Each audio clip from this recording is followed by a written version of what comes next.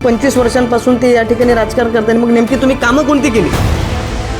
म्हणजे एकतर आम्ही समजू की आम्ही तर अज्ञानीच आहोत, आम्ही तर अशिक्षित आहोत, पण तुम्ही तर सुशिक्षित होता ना. कुठलेही मुद्दे त्यांचे घरगुती असो, शेतीचे असो, कुठलाही मुद्दा ते घेऊन हक्काने आमच्यापर्यंत होते, कारण की आम्ही एक विश्वास निर्माण या भागामध्ये केला होता. देशाला स्वातंत्र्य येऊन 75 वर्ष झाले आणि 75 वर्षात जर रस्ता, नाली, पाणी याचे जर प्रश्न सुटत नसेल तर कुठेतरी आपल्याला विचार करण्याची आता वेळ आलेली आहे. नमस्कार, मी रश्मी खेडीकर. महाराष्ट्राचा महासंग्राम या विशेष भागात आज आपण देवळी पुलगाव या मतदार क्षेत्रात आलेलो आहोत आणि आत्ता माझ्यासोबत किरण ठाकरे जी आहेत. त्यांची ओळखच नेहमी शेतकऱ्यांचे प्रश्न असो, सामान्य जनतेचे प्रश्न असो, ते नेहमीच याच्यासाठी पुढे असतात. सामान्य जनतेसाठी तळमळ त्यांच्या मनात असते आणि आता ही जी निवडणूक आहे ती अपक्ष लढणार आहेत. काय त्यांचे विजन आहे आपण जाणून घेऊयात. दादा, तुमचं नवराष्ट्रमध्ये खूप खूप स्वागत. खूप खूप धन्यवाद. एकंदरीतच दादा, आता ही जी निवडणूक आहे ही कुठल्या मुद्द्यावर तुम्ही लढणार आहात? काय विजन आहे यावेळी? सर्वप्रथम तर मी नवभारत आणि नवराष्ट्र टीमचे आणि आपले खूप खूप आभार आणि धन्यवाद मानतो, कारण की आजपर्यंत जे आपण निवडणुकीचं सगळं बघतोय त्यामध्ये एक सर्वसामान्य कुटुंबातून येणारा मी व्यक्ती म्हणून जेव्हा निवडणुकीला समोर जातोय तर आपल्या माध्यमातून आमचं काम जनतेसमोर आणण्याचं काम जे करत आहे त्याबद्दल मी खरोखर माझ्या अगदी मनापासून मी नवभारत आणि नवराष्ट्र आणि आपल्या संपूर्ण टीमचं खूप खूप धन्यवाद आणि आभार मानतो. आजची जी 2024ची जी ही विधानसभा निवडणूक आहे, हे खऱ्या अर्थानं मला असं वाटतं की देवळी पुलगाव मतदारसंघातली ही निवडणूक जरा वेगळी आहे. म्हणजे जे आम्ही अनेक वर्षांपासून निवडणूक आम्ही बघत आलेलो आहे, या भागातील लोक निवडणुका बघत आलेलं आहे, यापेक्षा ही संपूर्णतः वेगळी निवडणूक आहे. पहिल्यांदा खऱ्या अर्थाने मुद्द्यावर या ठिकाणी निवडणूक आणि मतदान होणार आहे, कारण की गेल्या 25 वर्षांपासून ज्या पद्धतीचं राजकारण या भागामध्ये झालं, ज्या पद्धतीचे प्रस्थापित राजकारणी, प्रस्थापित पुढारी, प्रस्थापित पक्ष या भागामध्ये निवडणुका आणि काम करत आलेलं आहे, त्यांच्या कामातून आजपर्यंत या भागातील शेतकरी, शेतमजुरांचे प्रश्न कुठेही मांडले नाही. कुठेही रस्त्यावरची लढाई त्यांनी लढली नाही. सभागृहातसुद्धा प्रश्न मांडले नाही. या भागातील विद्यार्थ्यांच्या सोयीसुविधासाठी, विद्यार्थ्यांच्या स्पर्धा परीक्षांच्या तयारी करण्यासाठी अभ्यासिकाचे विषय असो, यावर कुठलंही काम झालेलं नाही. सर्वसामान्य लोकांसाठी कुठेही काम होताना या भागामध्ये दिसलं नाही. त्यामुळे या निवडणुका पूर्णतः वेगळ्या आहे आणि या निवडणुकीला आम्ही मुद्दा समोर नेऊन आणि आम्ही गेल्या 5-7 वर्षांपासून जे काही काम उभं केलं आहे, हे काम घेऊन आम्ही आता यावेळी निवडणुकीला पुढे जाणार आहोत. नक्कीच दादा, आता एकंदरीतच कुठलीही निवडणूक म्हटलं, तुम्ही म्हटलं की समस्या गेल्या नाही, म्हणजे आता एकंदरीत जे विद्यमान आहेत किंवा ज्यांच्या हातात आता शासन आहे इथलं देवळी पुलगावचं, ते समस्या पूर्ण करत नाही असं तुमचा म्हणणं आहे सध्या तरी. पण कुठल्याही निवडणुकीमध्ये आपण गेलं किंवा सामान्य माणसांच्या ज्या समस्या असतात ते म्हणजे BSV फॅक्टर आपण बोलू, बिजली, सडक, पाणी, हे मुद्दे नेहमीच असतात आणि हे न संपणाऱ्या समस्या आहे. तर आता यांनी कितपत त्यावर काम केलं आहे आणि तुम्ही जर आमदार झालेत तर तुम्ही या समस्यांचं नियोजन कसं करणार आहात? नक्कीच. बघा, जे मूलभूत प्रश्न आहे, अन्न, वस्त्र, निवारा आपण ज्याला म्हणतो, रस्ते झाले, लाईट झाली, पाणी झाले, मला एक असं म्हणायचं आहे की आपण किती वर्ष याच मुद्द्यावर घेऊन आपण निवडणुका लढवणार आहोत. देशाला स्वातंत्र्य येऊन 75 वर्ष झाले आणि 75 वर्षात जर रस्ता, नाली, पाणी याचे जर प्रश्न सुटत नसेल तर कुठेतरी आपल्याला विचार करण्याची आता वेळ आलेली आहे, कारण की हे मुद्दे तर महत्त्वाचेच आहे. रस्ते बनले पाहिजे, नाल्या बनल्या पाहिजे, वीज असली पाहिजे, पाणी असलं पाहिजे, हे मुद्दे तर आहेच, परंतु त्याच्याही समोर जाऊन इथल्या भागातील लोकांचे सुद्धा अनेक प्रश्न आहे. म्हणजे जर या भागामध्ये शेतकरी, शेतमजूर बहुसंख्य वर्ग आहे आणि त्यांचे पाल्य, त्यांचे विद्यार्थी आहे, मुलं त्यांचे विद्यार्थी आहे, त्यांचे शेतकऱ्यांची मुलं सुशिक्षित बेरोजगार आहे, शेतकऱ्यांच्या मुलांना नोकरी पाहिजे, शेतकऱ्यांच्या मुलांना चांगलं शिक्षण पाहिजे, शेतकऱ्यांच्या मुलांना चांगलं आरोग्य पाहिजे, म्हणजे हे सगळे प्रश्न त्यांच्याशीच निगडीत आहे. या भागामध्ये शेतकऱ्यांना गेल्या अनेक वर्षांपासून शेतात जाण्यासाठी साधा पक्का रस्तासुद्धा नाही. ही शोकांतिका आहे. म्हणजे आपण एकीकडे रस्त्याचा विषय म्हणतो, एकीकडे राज्य सरकार सिमेंटचे रस्ते बांधत आहे, समृद्धी महामार्ग बांधत आहे, 1 लाख कोटी रुपये खर्च करून महामार्ग बांधत आहे, पुढे शक्तीपीठ नावाने अनेक महामार्ग सुरू करत आहे. बरं, या महामार्गाने मोजकी लोक जातात, म्हणजे त्या महामार्गावर शेतकऱ्यांच्या ट्रॅक्टरला परवानगी नाही आहे, शेतकऱ्यांच्या बैलबंडीला परवानगी नाही आहे, 3 व्हीलरला परवानगी नाही, 2 व्हीलरला परवानगी नाही, पायी चालणाऱ्याचा तर विषयच नाही आहे. मग अशा परिस्थितीमध्ये मोजक्या मुठभर लोकांसाठी तुम्ही समृद्धी महामार्ग बनवता आणि एकीकडे गावगाड्यामध्ये लाखो शेतकरी आहे जे करोडो लोकांची भूक भागवतात, त्याला शेतात जाण्यासाठी पक्का रस्तासुद्धा नाही, पक्की पांधनसुद्धा नाही आहे. मग हे खरं तर या सर्व प्रस्थापितांनी, राजकारण्यांनी विचार करण्याची गरज आहे की 25 वर्षांपासून ते या ठिकाणी राजकारण करताय, मग नेमकी तुम्ही कामं कोणती केली? किती दिवस तुम्ही सरकारने निधी दिलेला त्याच्यावर रस्ते आणि नाल्याच तुम्ही बांधणार आहे? तर पांधन रस्ते महत्त्वाचे आहे. इथल्या विद्यार्थ्यांसाठी या भागामध्ये 25 वर्षात एक अभ्यासिका उभी करू शकले नाही. अच्छा, म्हणजे लोकांना अनेक ग्रामीण भागात वाचनालय नाहीये. वाचनालय आहे ना, वाचनालय हा कन्सेप्ट वेगळा, परंतु अभ्यासिकांची सुद्धा गरज आहे. पोरांना स्पर्धा परीक्षेसाठी जर प्रवृत्त करायचं असेल, त्यांना अधिकारी बनवायचं असेल, मोठ्या हुद्द्यावर त्यांना पाठवायचं असेल, तर एक वातावरण निर्मिती अभ्यासाची त्याच्यासाठी करावी लागेल. तर या भागात एक वातानुकूलित साऊंड प्रूफ अशी एखादी चांगली मोठी अभ्यासिका, जिथे त्याला सगळं ते अभ्यासाचं वातावरण निर्माण. आणि खरं तर हे आम्ही दाव्यानं का बरं म्हणू शकतो आणि का मुद्दा आम्ही टीका करतो, कारण की आमचे आमदार जे 25 वर्षांपासून जे पदावर आहे ते परदेशातून शिक्षण घेऊन आलेलं आहे. म्हणजे एकतर आम्ही समजू की आम्ही तर अज्ञानीच आहोत, आम्ही तर अशिक्षित आहोत, पण तुम्ही तर सुशिक्षित होता ना, तुम्ही तर अमेरिकेतून शिकून आले होते. शिक्षणाचं महत्त्व तुमच्या एवढं दुसरं कुणालाही कळालं नव्हतं पाहिजे. मग असं असताना सुद्धा तुम्ही एक साधी अभ्यासिका उभी करू शकले नाही, हे दुर्दैव आहे. आणि याच मुद्द्याला घेऊन आम्हाला काम करायचं आहे.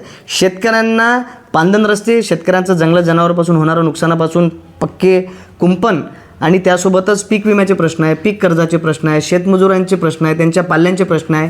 या भागामधल्या जिल्हा परिषदेच्या शाळा पटसंख्येअभावी बंद पडत चाललेल्या आहे, ओस पडत चाललेला आहे.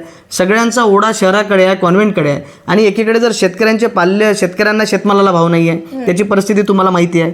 आणि जर अशा परिस्थितीत जर त्याच्या पाल्याला त्याला वाटतं की आपल्या बाजूचा शेजारचा पोरगा जर कॉन्व्हेंटमध्ये जातो, माझाही मुलगा कॉन्व्हेंटमध्ये जावं, ह्यात त्याची घरच्यांची इच्छा असून सुद्धा तो पैशाअभावी पाठवू शकत नाही. आणि अशा वेळी वाटतं की ग्रामीण भागातल्या जर जिल्हा परिषद शाळा सुसज्ज झाल्या, आधुनिक झाल्या, तर त्यांचे पाल्य त्या शाळेमध्ये शिकू शकतील आणि शाळा बंद होण्यापासून थांबवता येतील. आणि निश्चितपणाने हे आमचं व्हिजन आहे, हे आमचं ध्येय आहे. ज्या उद्देशाने आम्ही या भागामध्ये काम केलं, इथल्या भूमिपुत्रांसाठी काम केलं, या भागातील शेतकऱ्यांना त्यांना सर्व सुविधा द्यायच्या आहे, त्यांना पांदन रस्ते करून द्यायचे आहे. या भागातल्या शेतकऱ्यांच्या पाल्यांसाठी आधुनिक शाळा, जिल्हा परिषदच्या शाळा बनवायच्या आहे. या भागामध्ये विद्यार्थ्यांसाठी इथे आधुनिक अभ्यासिका बनवायच्या आहे. सुशिक्षित बेरोजगारांना इथल्या देवळीच्या MIDCमध्ये स्थानिकांना रोजगारांना प्राधान्य देण्यासाठी काम करायचं आहे. हे सगळं विजन आहे. नाही, एकंदरीतच विजन तुमचं खूप क्लिअर आहे आणि तो क्लिअर याच्यात तुम्ही ते सगळ्यांसमोर मांडलेलं आहे. अभ्यासिका असो, शेतकऱ्यांचा प्रश्न असो, एज्युकेशन, बेरोजगारी, सगळ्या गोष्टी तुम्ही बोललेल्या आहेत दादा. एकंदरीतच आता आपण पाहिलं तर निवडणूक आहे, निवडणुकीमध्ये तुम्ही आता जे काही विकास कामं केले आहेत, काय वाटतं किती प्रतिशत जनता मतदार साथ देतील कुणाला? तुम्हाला? मला एकतर मी आज कुठलाही साधा ग्रामपंचायतचा सदस्यसुद्धा नाही आहे. मी एक सर्वसामान्य कुटुंबातून आलेलो आहे आणि सर्वसामान्य मी माणूस आहे. या भागामध्ये प्रस्थापितांनी ज्या पद्धतीने काम करायला पाहिजे नव्हतं आमच्यासाठी, ते न केल्यामुळे, इथले प्रश्न न सोडवल्यामुळे आम्हाला भूमिपुत्र म्हणून पुढे यावं लागलं. आणि गेल्या 5-7 वर्षांपासून अगदी ताकदीने, अगदी प्रामाणिकपणे, तळमळीने इथल्या माणसांसाठी आम्ही काम केलं. वेगवेगळी आंदोलने केले. खरं तर विकास कामं करण्यासाठी माझ्याकडे कुठलं तरी पद लागेल, ते माझ्याकडे नव्हतं. मग माझ्याकडे जे माझ्यामध्ये इच्छाशक्ती आहे, लोकांसाठी काम करण्याची तळमळ आहे, त्याच्यानुसार मी लोकांसाठी अनेक आंदोलनं केली. शेतकऱ्यांचे मुद्दे इतक्या उंचीवर नेऊन ठेवले की सरकारचं त्याच्याकडे लक्ष वेधलं पाहिजे, सरकारने त्याच्यामध्ये दखल घेतलं पाहिजे. आम्ही दिल्लीच्या आंदोलनामध्ये 10 लोक 3 दिवस सिंगू बॉर्डरवर मुक्कामी होतो. जे केंद्र सरकारने, भाजप सरकारने 3 काळे कायदे आणले होते, त्याच्या विरोधात त्या ठिकाणी काम केलं. त्यानंतर या ठिकाणी 2 किलोमीटर शेतकऱ्यांच्या मुद्द्यासाठी लोटांगण घेतलं. म्हणजे त्याच्यामध्ये शेतमालाचा भाव असो, जंगली जनावरांचा बंदोबस्त आणि पक्क्या कुंपणाचा विषय असो, पीक कर्जाचा विषय असो, पीक विम्याचा विषय असो, याचकरिता 2 किलोमीटरचं लोटांगण आंदोलन त्या ठिकाणी घेतलं. आणि मला अभिमान वाटतो माझ्या शेतकऱ्यांचा आणि माझ्या कामाचा सर्व, की ज्या रस्त्यावरून मी या मुद्द्यांसाठी 2 किलोमीटर लोटांगण घेतलं, त्याच रस्त्यावरून नुकतंच नामांकनाच्या दिवशी शेतकऱ्यांनी मला खांद्यावर बसून 2 किलोमीटर तहसीलच्या कार्यालयापर्यंत खांद्यावर घेऊन नामांकन अर्जासाठी त्यांनी रॅलीमध्ये मला नेलं. खरं तर त्यांनी इतकं कर्ज माझ्यावर करून ठेवलं की ते ऋण मी फेडू शकणार नाही. आणि याच मुद्द्यासाठी, सर्वसामान्य लोकांसाठी मला काम करायचं आहे. आणि जे तुम्ही म्हटलं की विकास कामं, तर ही सगळी आंदोलने, सगळे विषय लोकांसाठी काम करत राहिलो. निश्चितपणे जनतेच्या आशीर्वादाने, त्यांच्या मतरूपी आशीर्वादाने जर भविष्यात मी आमदार म्हणून झालो, तर निश्चितपणाने या मुद्द्यांसाठी आणखी ताकदीने मी या ठिकाणी काम करेन. नक्कीच नक्की. एकंदरीत आंदोलनाच्या माध्यमातून झालं, तुम्ही शेतकऱ्यांसाठी नेहमीच समोर आलेले आहात, सामान्य जनतेसाठी आलेले आहात. तुम्ही युवा संघर्ष आंदोलन असं एक संस्था आहे करता, त्याबद्दल मला थोडं सांगा. खरं तर म्हणजे ज्या वेळीपासून आम्हाला म्हणजे समज यायला लागली की आपण काहीतरी काम केलं पाहिजे, आणि त्यावेळी आमच्याकडे कुठला पक्ष नव्हता, कुठला नेता नव्हता, कुठला मार्गदर्शक नव्हतं. फक्त काम करण्याची तळमळ होती. आणि लोकांचे जे सगळे लोकांचे ग्रामीण गावगाड्यातील लोकांचे चेहरे आम्ही बघत होतो की त्यांचे प्रश्न सोडवायला कुणी पुढे यायला तयार नव्हतं. त्यांनी प्रश्न कुणाकडे मांडावं हे सुद्धा त्यांना कळत नव्हतं. अशा परिस्थितीमध्ये आम्ही काही तरुण सहकार्यांनी फक्त विचाराच्या भरोशावर युवा संघर्ष मोर्चा ही संघटना उभी केली. आणि बघता बघता तो विचार आम्ही देत गेलो आणि याचं जाळं इतकं मोठं झालं की आज आम्ही विधानसभाचा निवडणूक लढवण्यापर्यंत आम्ही आज येऊन पोचलेलो आहे. या पद्धतीची संघटना उभी केलं. या माध्यमातून आम्ही शेतकरी, शेतमजूर, तरुण, विद्यार्थी, महिला, ज्येष्ठ नागरिक, जो पिचलेला आहे, शोषित घटक आहे, त्या सर्वांसाठी काम केलं. आणि या संघटनेच्या माध्यमातून एक उपक्रम आम्ही सुरू केला की लोकांना कुणाकडे प्रश्न मांडावे, कुणाकडे घेऊन जावे हे कळत नव्हतं, हा मार्ग सापडत नव्हता. या ठिकाणी प्रस्थापित नेते आणि पक्ष असतानासुद्धा त्यावेळी आम्ही युवा संघर्ष मोर्चाच्या कार्यालयात शेतकरी न्याय दरबार असा उपक्रम आम्ही सुरू केला, जो तो दर शुक्रवारी आठवड्याच्या त्या दिवशी तिथे ठेवत होतो. आणि दिवसभर कुणीही कुठलेही मुद्दे, त्यांचे घरगुती असो, शेतीचे असो, कुठलाही मुद्दा ते घेऊन हक्काने आमच्यापर्यंत होते. कारण की आम्ही एक विश्वास निर्माण या भागामध्ये केला होता. आणि त्यांचे पर्सनल वैयक्तिकसुद्धा प्रश्न असले सुद्धा ते सुद्धा ते आमच्याकडे मांडत होते. आणि शेतकरी न्याय दरबारच्या माध्यमातून, जनता दरबारच्या माध्यमातून सर्व घटकांसाठी आम्ही त्या ठिकाणी काम करत होतो.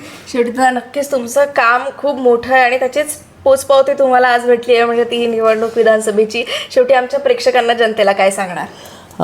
खरं तर मी या आपल्या मुलाखतीच्या माध्यमातून एकच मी आपल्या सगळ्या मतदारांना, शेतकऱ्यांना आणि सर्व नागरिकांना आव्हान करतो की लढणारी माणसं काही दररोज जन्माला येत नाही आणि क्रांती ही प्रतिकूल परिस्थितीमध्येच घडते. आणि अशा परिस्थितीत आम्ही काम करायला उभं झालो. मी आपल्या सर्वांना आशीर्वाद मागतो की लढणाऱ्याला साथ द्या, लढणाऱ्याच्या पाठीमागे भक्कम उभे राहा. कारण की लढणारे जर जगले, लढणारे जर टिकले, तर जी समाजामध्ये पिचलेले, शोषित सगळे लोक आहे त्यांच्यासाठी कुणीतरी काम करायला धजावेल. आज मी काम करतोय, उद्या कोणीतरी काम करायला पुढं होईल. आणि मला जर तुम्ही साथ दिली तर लोकांना हा विश्वास असेल की काम करणाऱ्याच्या पाठीमागे जनता उभी राहते. हा विश्वास सर्वसामान्य लोकांना, लढणाऱ्या लोकांना येणं महत्त्वाचं आहे.